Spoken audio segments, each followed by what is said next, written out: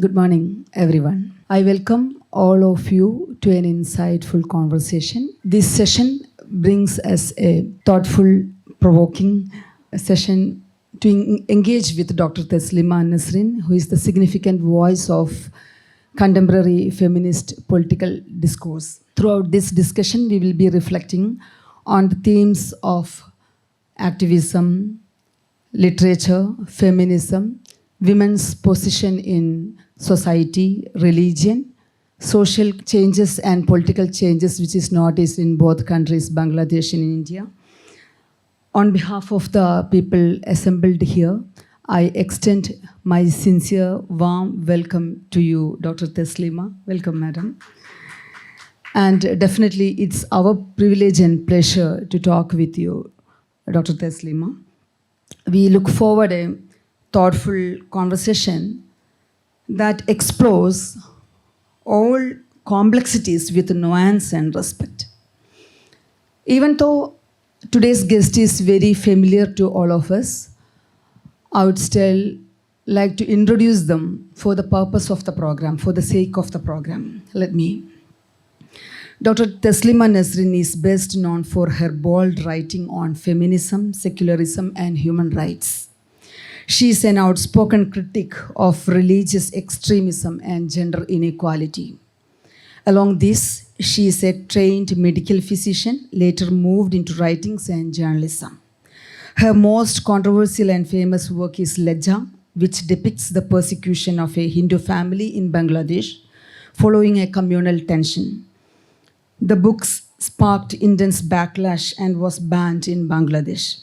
Her another notable works include memoirs and essays, which she critiques patriarchy, religious dogmas, and social injustice.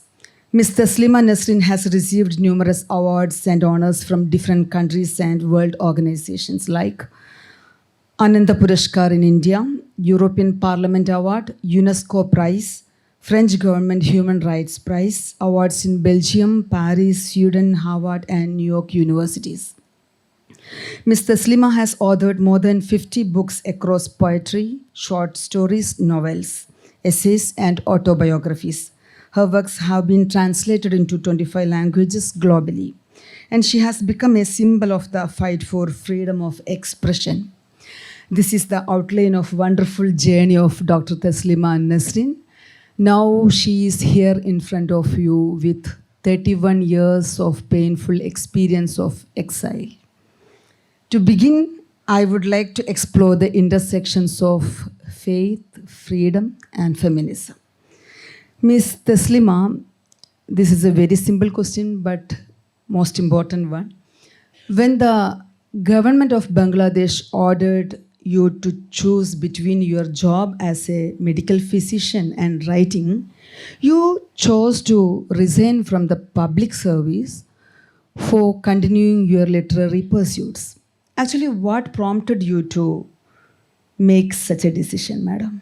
Yeah, I decided to resign because I thought that there are lots of doctors, but there are not many writers who talk about women's oppression, talk about minorities, problems, and also women's equality and secularism. And there are not many writers who critically scrutinize religion when religion humiliates women. So I decided to continue my writing because, I was working as a doctor in government hospital. If I wanted to continue treating patients, I could have a job in a private hospital. But after resigning, I continued writing and I tried to get a job in the private hospitals, but it was not easy because of my name. So already the religious fundamentalists wanted execution, wanted me to, wanted to kill me. So it was not easy to get a job at private hospital. But anyway, I continued writing, and afterwards the government filed a case against me on the charges of hurting religious feelings of people, and fatwas were issued, and I was forced to leave the country. So in Europe, when I arrived in Europe, it was not easy for me to get a job as a doctor. So writing was my writing became my profession. Before it was just a passion, but I was forced to take it as a profession. But anyway, so I continued writing, and wherever I stayed in, Europe or America or India, my only job is that I should talk about humanism and feminism and secularism. Okay. After Lajja, Dr. Teslima not only faced the attacks from the religious fundamentals, but also you have faced protests from the state and patriarchy also. How these three elements in a social system, I mean patriarchy, state, and religious fundamentalism, are interlocked together to disadvantage women? Yeah, they are together always. And after Lajja, government banned the book. So the fundamentalists were happy. They didn't even ask for banning Lajja. Means the fundamentalists. Government banned Lajja because I blamed government for not providing security to minority community. Because after demolition of Babri Mosque, minority Hindu community was attacked by Muslim fanatics.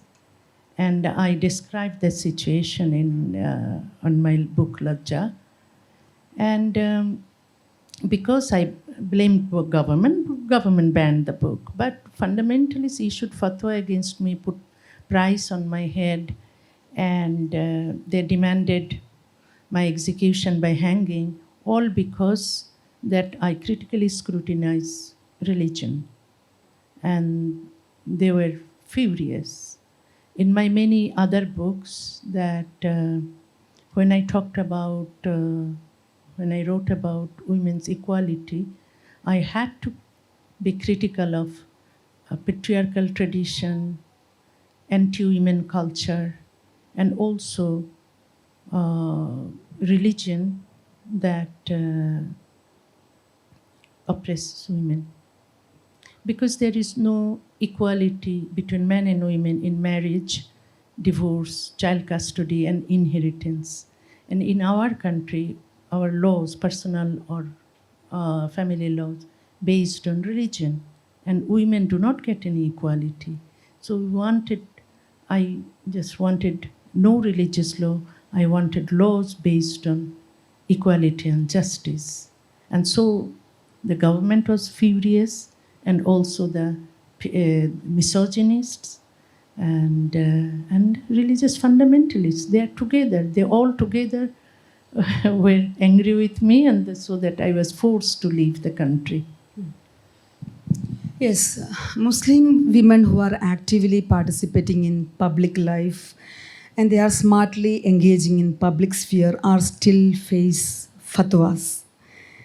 Even in the 21st century, we are witnessing a number of fatwas like Fatima Mernisi, Amina Wadud, Sania Mirza, Malala Yousafzai, Taslima Nasrin. A lot of fatwas are there. And how are these fatwas in the 21st century evaluated by you, ma'am? In Bangladesh, fatwas are illegal, but those religious fanatics issued fatwa against brave women, of course, and also against free thinkers. In 2016, many free thinker bloggers were hacked to death in Bangladesh because those jihadis or religious fanatics do not tolerate that their religion would be criticized.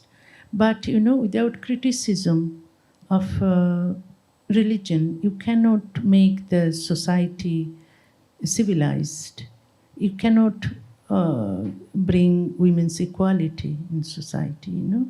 So it is very important. In Europe, when you know about Spanish Inquisition, when when people were suspicious about the existence of God, they were killed by church. But afterwards, they created a society where that freedom of expression must be there, so that people openly criticize their religious dogmas and fanaticism and also religion.